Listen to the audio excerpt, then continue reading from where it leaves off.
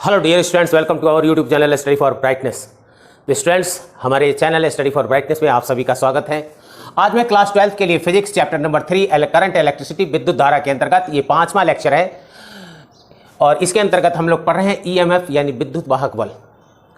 तो ईएमएफ एक सेल का कुछ प्रॉपर्टी है और इसके बारे में पढ़ने के लिए हम सबसे पहले चलते हैं।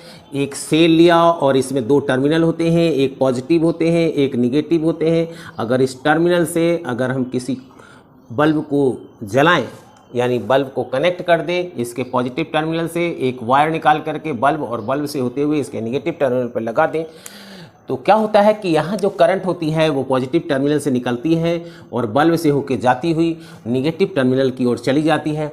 इस प्रकार से ये बाहरी पथ में क्या होता है कि ये जो धारा है वो पॉजिटिव टर्मिनल से निकलकर बल्ब से होते हुए निगेटिव टर्मिनल की ओर जाती है और ये सेल के अंदर जो है वो निगेटिव टर्मिनल से पॉजिटिव टर्मिनल की ओर जाती है। तभी क्या होता है, एक पूरा सर्किट कंप्लीट हो जाता है और इस प्रकार से हम जो बल्ब है वो ग्लो करने लगता है। तो चलिए देखते हैं इस बल्ब के अंदर की क्रियाएं को देखते हैं, क्योंकि वहीं से हमको मिलेगा ईएमएफ वहीं से मिलेगा, इसलिए चलते हैं वहीं पे हम चलते हैं। तो एक सेल आप देखे होंगे, आप सेल के स्ट्रक्चर के बारे में पढ़े होंगे कि एक क्या होता है, एक पात्र होता है और इस पात्र में क्या होता है कि इलेक्ट्रोलाइट मटेरियल भरे रहते हैं, इलेक्ट्रोलाइट मटेरियल भरे हुए हैं। इसमें क्या होता है कि जो है दो इलेक्ट्रोड होते हैं, जैसे ये हमारे पास दो इलेक्ट्रोड है, इसमें डिप किया हुआ होता है, एक ये इलेक्ट्रोड और एक ये इलेक्ट्रोड। तो ये इलेक्ट्रोड जो है क्या होता है कि इसमें रिएक्शन होते हैं, प्रतिक्रियाएं होती हैं। यहाँ ऑक्सीडेशन और रिडक्शन दोनों प्रकार की प्रतिक्रियाएं होती हैं और इसके कारण क्या होता है कि एक प्लेट पर आपको ऋण और दूसरे प्लेट पे आपको धन आयंस क्या होते हैं, इकट्ठे होने लगते हैं यानी जमने लगते हैं। और इस प्लेट को जहाँ पर N इकट्ठा हो चुका है उसे हम लोग कहते हैं एनायन और जिस पर धन इकट्ठा हो चुका है उस पे कहते हैं कैथोड।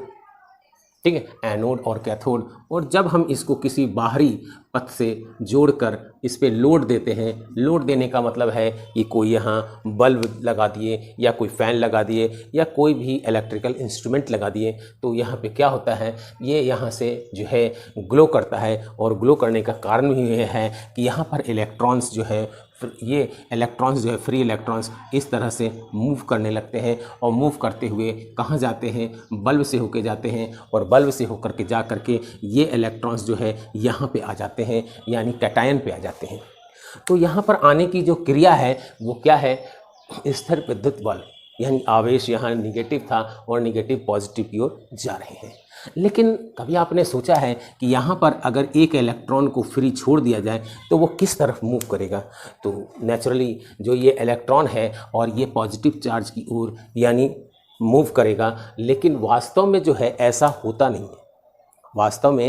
होता नहीं है। यानी यहाँ पर जो है ये इलेक्ट्रॉन इस तरफ मूव करता है और इस तरफ मूव किया होगा तभी क्या होगा, यानी कि ये चीज़ जो ये थ्योरी है यहाँ पर ये फेल हो जाती होगी कि ये जो है इस पॉजिटिव की ओर जो है आकर्षित होता होगा। नहीं, इसके विरुद्ध जो है ये इस तरफ निगेटिव की ओर जाता है और ये निगेटिव की ओर जा करके फिर से ये पूरा सर्किट कंप्लीट करता होगा और जब सर्किट कंप्लीट होता होगा तभी ये बल्ब या इलेक्ट्रिकल इंस्ट्रूमेंट्स वर्क करता होगा। तो अब यहाँ पर ऐसा क्या हुआ, यहाँ पर कौन सी ऐसी चीज़ हुई कि इलेक्ट्रॉन जो यहाँ इलेक्ट्रोस्टैटिक फोर्स लग रहे थे उसके विरुद्ध, उसके विपरीत ये यहाँ इलेक्ट्रॉन मूव कर रहा है? तो इसका सीधा सा ये है कि ये बैटरी के मैकेनिज्म है। यहाँ पर बैटरी में इतनी अधिक मात्रा में ऊर्जा मिल रही है इस इलेक्ट्रॉन को कि ये इलेक्ट्रॉन क्या कर रहा है कि इस इलेक्ट्रोस्टैटिक फोर्स को ओवरलुक करते हुए, को दबाते हुए ये इस तरफ मूव कर रहा है और इस तरफ मूव करके यानी इसके इलेक्ट्रॉन जो है बहुत सारा जो है एनर्जी यहाँ से स्टोर करता है और स्टोर कर करके यहाँ पे एनोड से होते हुए ये बल्ब पे जा करके वो एनर्जी जो यहाँ से लाया था वो एनर्जी यहाँ पर कंज्यूम कर देता है और उसके बाद ये यहाँ कहाँ चला जाता है, कैथोड पे चला जाता है। और ये प्रतिक्रिया, ये जो क्रियाएँ हैं ये लगातार चलती रहती जाती है और यहाँ पर जो है इलेक्ट्रोस्टैटिक फोर्स के विरुद्ध यहाँ पे काम हो रहा है। यहाँ पर इसको इतनी एनर्जी मिल रही है कि वो उसे अट्रैक्ट ना होकर के यहाँ से इलेक्ट्रॉन इस टर्मिनल की ओर जाती है और यहाँ से होकर के ये बल्ब को अपनी एनर्जी देती है और उसके बाद कैथोड पे इस तरह से ये क्रियाएं चलती रहती हैं। तो इस तरह से क्रियाएं चलती रहती हैं। तो हमने क्या देखा कि यहाँ पर जो है इलेक्ट्रॉन का फ्लो जो है ए से यानी ए टर्मिनल एनोड से बल्ब होते हुए बाहरी टर्मिनल में बाहरी परिपथ में ए से सी की ओर फ्लो हो रही है। तो यहाँ पर हम अगर ये देखें कि बैटरी की मतलब मैकेनिज्म देखें तो यहाँ पर कोई इलेक्ट्रॉन यहाँ पे प्रोड्यूस नहीं हो रहा है, इलेक्ट्रॉन यहाँ पे जनरेट नहीं हो रहा है, इलेक्ट्रॉन कोई उत्पन्न नहीं हो रहा है, बल्कि उस इलेक्ट्रॉन को और एनर्जी दी जा रही है और ऊर्जा दी जा रही है और वो ऊर्जा पाकर क्या हो रहा है, वो ऊर्जा पाकर यहाँ पर इस सर्किट में क्या हो रहा है, उसको घुमाने का काम कर रहा है। वो एनर्जी पाकर इलेक्ट्रॉन इस बाहर पथ से घूमते हुए फिर से यहाँ आ रहा है। तो इस प्रकार से ये हो गया कि यहाँ पर जनरेट नहीं हो रहा है, इलेक्ट्रॉन उत्पन्न नहीं हो रहा है, बल्कि इसको एनर्जी मिल रही है और ये इतनी एनर्जी मिल रही है कि ये एनर्जी लेकर पूरे सर्किट में यानी कंप्लीट सर्किट कर रही है। कंप्लीट सर्किट कर करके ये अपनी एनर्जी को बल्ब या इलेक्ट्रिकल इंस्ट्रूमेंट में दे रही है, यानी बाहर के प्रतिरोध को ये दे रही है। इस प्रकार से ये अगर यहाँ पर तीसरा काम ये है कि इसमें जो है ए और सी के बीच में विभवांतर उत्पन्न कर रही है। विभवांतर है तभी इसमें क्या है, करंट का यानी इलेक्ट्रॉन का फ्लो हो रहा है। तो ये जो विभवांतर है, ये विभवांतर जो है अगर यहाँ से इसको ब्रेक कर दिया जाए यानी सर्किट को ओपन कर दिया जाए यानी करंट के फ्लो को बंद कर दिया जाए, उस स्थिति में जो यहाँ पर इसके और इसके बीच में जो विभवांतर होती है वो मैक्सिमम होती है और उसी मैक्सिमम विभवांतर को हम लोग कहते हैं ईएमएफ। उसी मैक्सिमम उसी अधिकतम विभवांतर को हम लोग क्या कहते हैं, ईएमएफ, इलेक्ट्रोमोटिव फोर्स, विद्युत वाहक बल। कब होता है ये, जब हम इस सर्किट को ओपन कर देते हैं तब की बात कर रहा हूँ। तो इसको जो है इसी परिभाषा हम क्या देंगे कि जब सेल से किसी भी प्रकार की कोई धारा नहीं ले जा रही हो यानी सर्किट ओपन हो, उस स्थिति में सेल के दोनों टर्मिनल्स के या दोनों इलेक्ट्रोड्स के बीच में जो अधिकतम यानी मैक्सिमम पोटेंशियल डिफरेंस यानी विभवांतर होती है, उसी को हम लोग कहते हैं ईएमएफ। ठीक है, अब जब इसको हम ईएमएफ की परिभाषा दे चुके हैं, अब इसको कुछ मैथमेटिकल फार्मूलाज देना चाहते हैं तो क्या हो जाएगा, यानी ये जब सर्किट कंप्लीट होता है यानी धारा बहती है, उस समय ये जो इकाई आवेश को यानी इकांक आवेश को पूर्ण परिपथ का मतलब हो गया बाहर के भी परिपथ और अंदर के भी परिपथ। पूर्ण परिपथ में जो इकाई आवेश को पूर्ण परिपथ में बहने में, फ्लो होने में, प्रवाहित होने में जो ऊर्जा प्रदान की जाती है, किसके द्वारा प्रदान की गई है, बैटरी सेल के द्वारा। जो ऊर्जा सेल के द्वारा प्रदान की जाती है उसी ऊर्जा को हम लोग क्या कहते हैं, उस सेल का ईएमएफ, विद्युत वाहक बल। तो कितने आवेश को ले जाना है, क्यू आवेश को मैंने कहा, उसने कहा परिभाषा क्या, इकाई आवेश को पूर्ण परिपथ का मतलब बाहर परिपथ और अंदर का परिपथ, दोनों परिपथ। तो पूर्ण परिपथ में क्यू आवेश को पूर्ण परिपथ में प्रवाहित करने के लिए जितनी ऊर्जा जो सेल द्वारा दी जाती है, उस ऊर्जा को हम लोग क्या कहते हैं, इस सेल का विद्युत वाहक बल यानी ईएम। अगर क्यू आवेश को ले जाने में W ऊर्जा दी जाती है तो इकांक आवेश को ले जाने में W/Q ऊर्जा सेल के द्वारा दी जाती है और इसी को हम लोग कहते हैं ईएमएफ यानी ईएमएफ। और इसको इस तरह से संकेत में लिखते हैं W/Q। तो ये क्या हो गया, आपको ये ईएमएफ बराबर W/Q। और इसकी अगर हम बात करें कि इसकी जो है मात्रा क्या होती है, तो कार्य और बटा कूलम, यानी कि इसको हम लोग कहते हैं वोल्ट। इसको हम लोग कहते हैं बोल्ट। तो ये आपके जो है इसका क्या हो गया, इसका मात्रक जो है वो बोल्ट हुआ।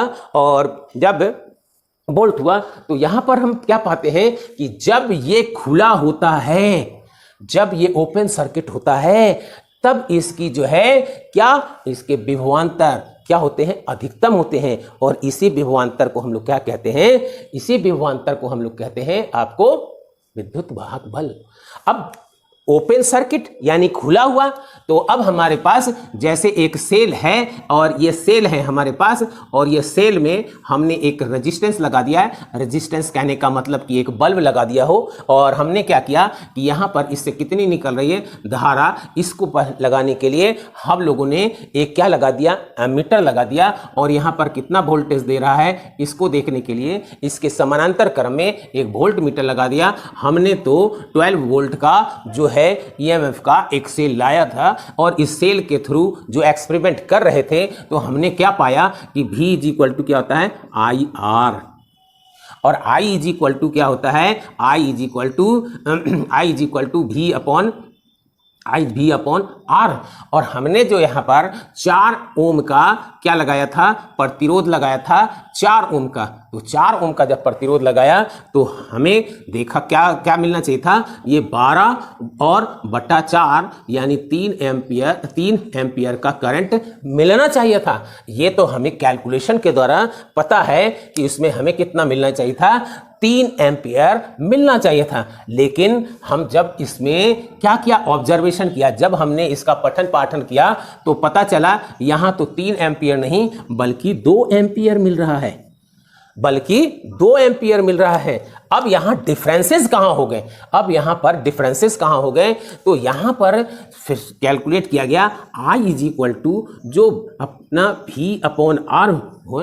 तो यहां पे पाया ये गया कि इस सेल के अंदर भी क्या है, इलेक्ट्रोलाइट मटेरियल है, और इस इलेक्ट्रोलाइट मटेरियल के अंदर भी एक प्रतिरोध है, वो भी धारा को रोक रहा है। जबकि अभी हम इसको इग्नोर किए हुए थे, यहां पर उस चीज का कोई वैल्यू हमने नहीं लिया था। इस बार हमने उस चीज को लिया, उस चीज को लेने पे क्या हो गया, ये भी तो 12 हो गया, और ये आर कितना हो गया, 4 हो गया, ये आर 4, और ये आर तो सेल के अंदर है, ये तो हमें पता ही नहीं है। और ये आई कितना मिल रहा है, 2 एम्पियर मिलना चाहिए था, इतना मिल कितना रहा है, 2 एम्पियर। तो 2 is equal to 12 upon 4 plus R, और इसको क्रॉस मल्टीप्लाई करने पे क्या मिलता है, 2 into 4 plus R is equal to 12, और 4 plus R is equal to क्या हो जाएगा, 12 अपॉन 2, और 4 plus R is equal to 6,